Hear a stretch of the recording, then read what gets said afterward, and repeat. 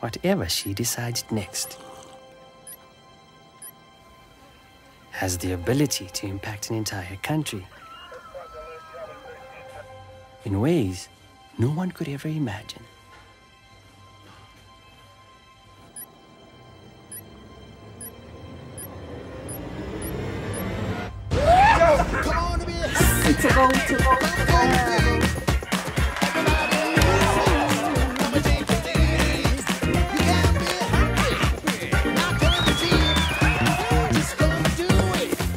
Buying Team Namibia is a choice you make for us, not just for you. Join the 2.5 million strong team that grows stronger with every single Team Namibia purchase. Team Namibia. Together, our future is brighter.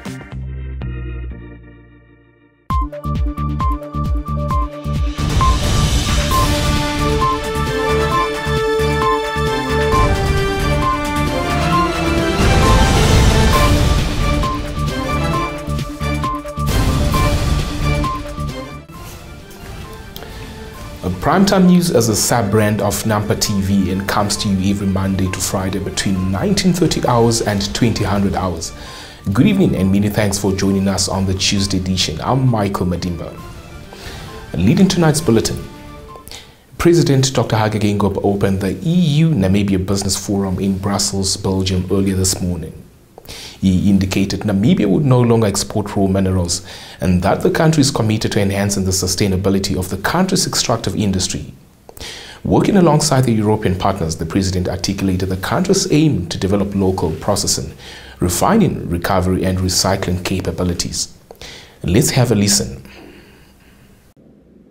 Namibia's economy is intricately linked to the extraction and processing of minerals for export, contributing significantly to our GDP and from exchange earnings. However, this is a big however, we are no longer going to export raw materials.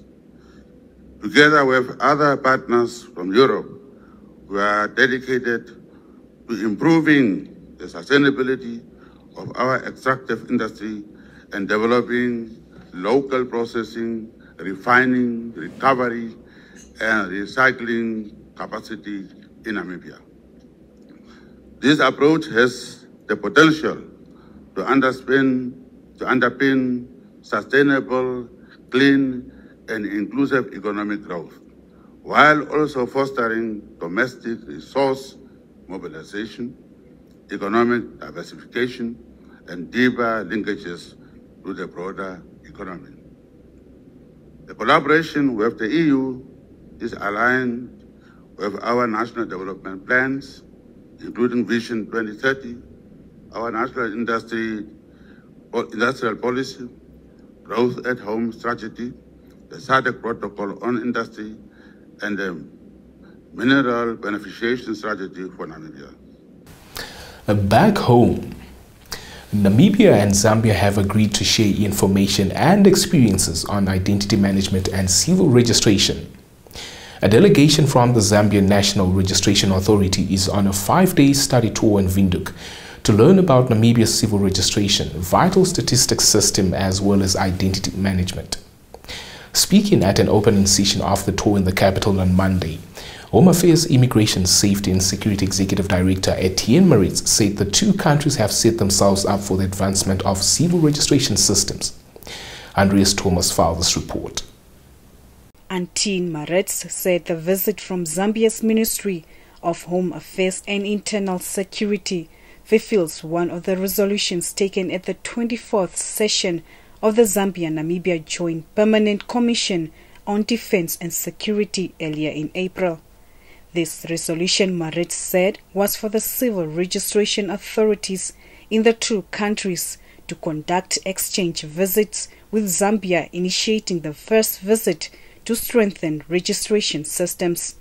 Zambia's Registrar General Brenda Kambenda said she and her team came to learn about Namibia's successes in the areas of civil registration and identity management.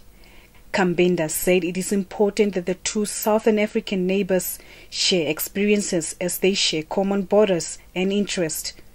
During the study tour, the Zambian delegation will visit different locations, including Katutura State Hospital, to learn about the birth and death registration process at the hospital-based civil registration office. They will also learn about the notification of deaths and recording of causes of death at the Windhoek State Mortuary, as well as visit the document warehouse to learn about the scanning and storage of civil records. Reporting for Primetime News, Diana Kauta. On to our next story. More than 100 members of the Omaruru Homeless People's Association gathered near the Valvicha settlement in Omaruru on Saturday to occupy land which they claim belongs to them. The group's chairperson, Nambe Upendura Domingo, told Primetime News in an interview that association members can no longer live in their parents' houses, as there is enough land in town that can be allocated to them to build these structures. More from this report filed by Isabel Bento. The town it's have higher numbers of youths who are unemployment, and now when it comes to you as a chief executive officer, you already know that there will be a challenge to these people, because how are they going to pay? We are African, and when we are African, some of us we have turned 40, and I have to sleep in the same room with my father and my mother. How does it fit to you as a leader? It is an insult. You come to find out that there is funny things within the office of municipality. One, there is a discrimination if you are to scrutinize very well. Two, there is nepotism. If you are my uncles, or if we were schooling together, or if I get married to one of your siblings, it will be very easy for me to acquire land. How many of us are we going to get married to your family for us to acquire?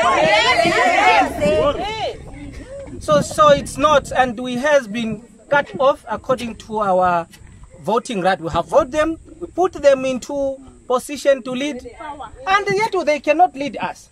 So today we have called them, these are not leaders, but rather called them power hunger leaders. Because they are no longer representing the masses.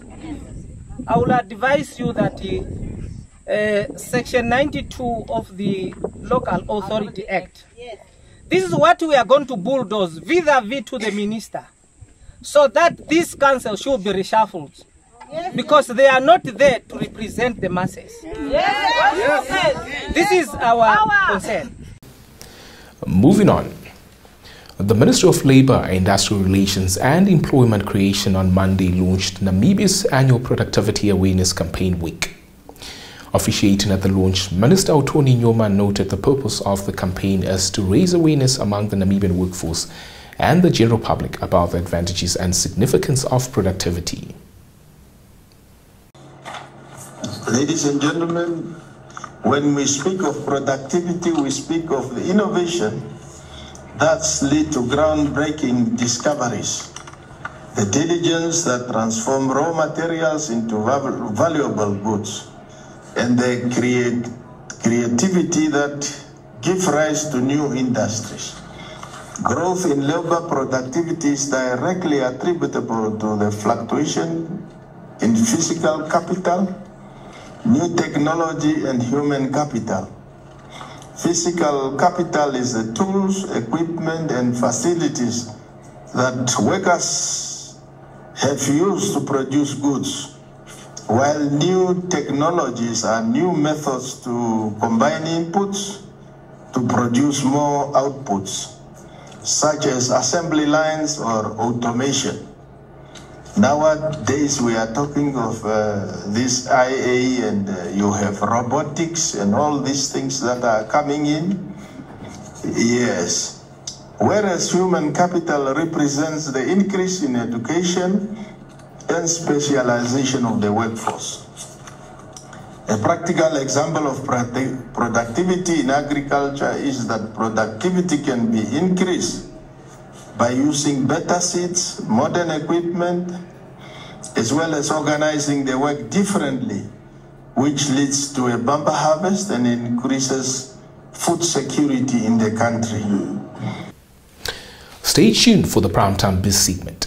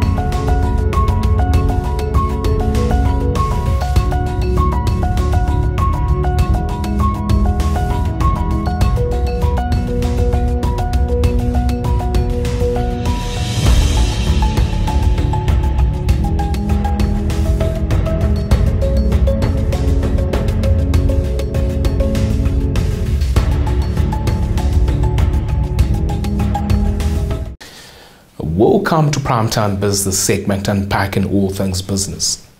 The segment leads with the business of ports management.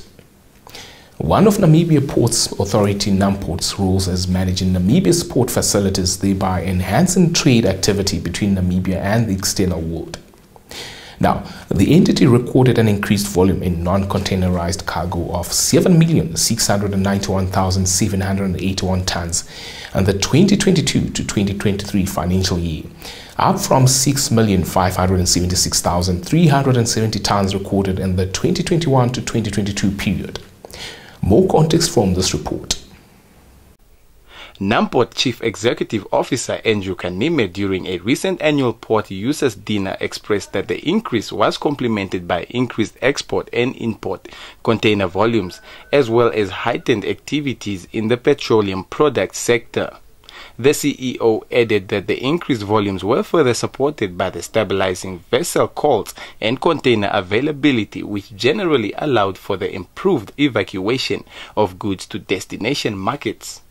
He further noted that the positive momentum which NAMPORT achieved throughout the year reflects its commitment to navigating complex and challenging global dynamics, adding that the importance of maritime logistics in global trade and development became even more evident, given the challenges posed by both the COVID-19 pandemic and the Ukraine conflict. Kanime, however, expressed that while the port posted a positive operational performance, ship repair operations at NAMPORT's subsidiary NAMDOC continue to operate in a challenging environment, and while revenue has increased markedly, operating profit reduced significantly on the back of increased operational costs.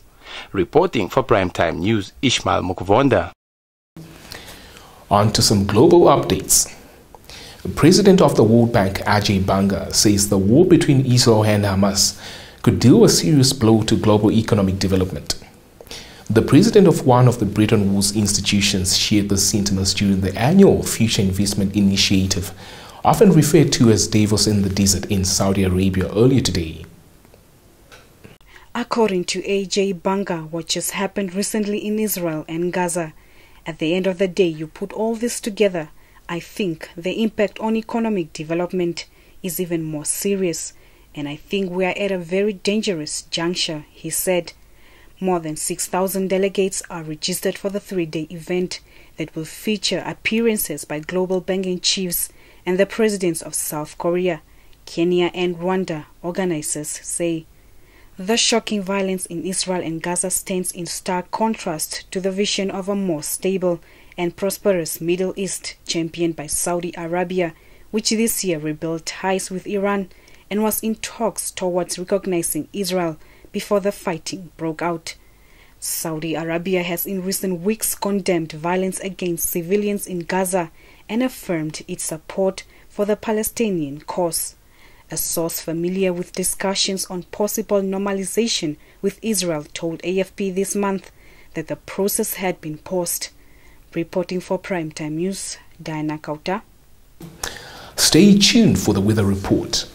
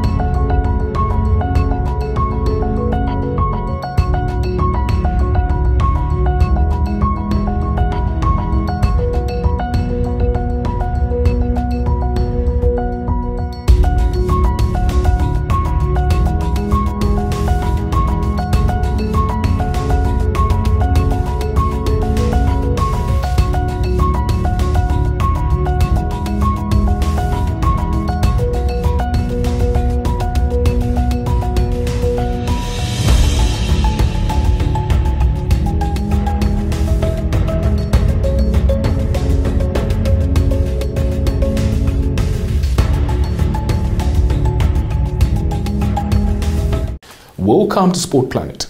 The segment kickstarts with athletics. Berthold Karumendu, the organizer of the Irongo Power Save Omaruru Street Mile, aims to introduce a fully automatic timing system, also known as FAT, for the race.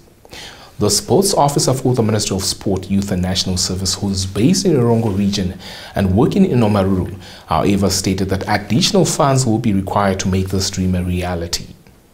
FAT is a type of race timing where the clock is automatically activated by the starting device and the finish time is either automatically recorded or timed by analysis of a photo finish. In an interview with Sport Planet on Saturday, Karumendu said his goal is to have electronic systems for the event, notwithstanding it being pricey. He also plans to divide the junior category into 2 age groups. Moving on to a mouth-watering Champions League clash in prospect a little later on tonight. Arsenal coach Mikel Arteta has defended under-fire goalkeeper David Raya ahead of his team's Champions League clash with Sevilla later on tonight. The Spanish coach has selected his compatriot in goal over the past few weeks and benched Aaron Ramsdale to the chagrin of some Arsenal fans. Raya was caught out by Mykhailo Mudrik's looping cross, which flew into the net during the 2-0 Premier League draw with Chelsea on Saturday, later making another mistake which the Blues did not capitalize on. Errors are part of football. Mistakes happen from defenders, strikers and goalkeepers, Arteta told a news conference Monday in Sevilla. Stay tuned for your sports roundup.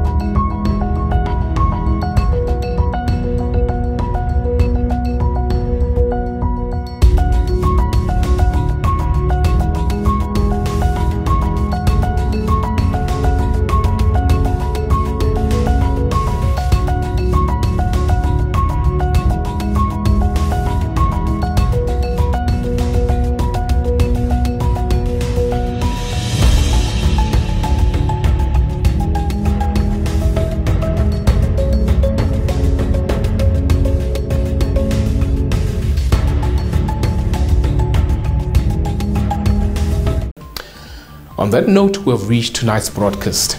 Catch us again tomorrow for the midweek edition of Primetime News. Don't forget to subscribe to our channel and stay informed of topical matters within and beyond our borders. Otherwise, from myself, Michael Madimba, together with my zestful crew behind this production, let's good night.